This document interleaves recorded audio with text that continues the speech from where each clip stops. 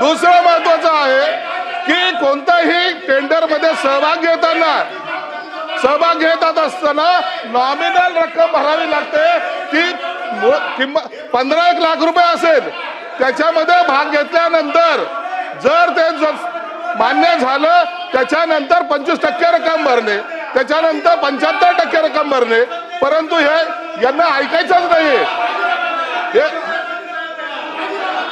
यांना ऐकायचंच नाहीये. मुळामध्ये यांना ती प्रोसेस कळाली नाही. हे दलाली करण्याचं जे काम करतायत ना, हे दलाली करण्याचं जे काम करतायत ना, यांना बेस नाहीये. यांना सांगावं जा कोर्टाच्या समोर सांगा कोर्टाला तुम्ही हे चुकीचं केलेलं आहे. कोर्टाला बोला ना तुम्ही.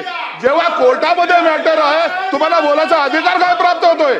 तुम्ही कसं बोलू शकता? तुम्ही कोर्टाच्या विरोधात बोलतायत. त्या अधिकाराचा काही संबंध नाहीये. म्हणून यांना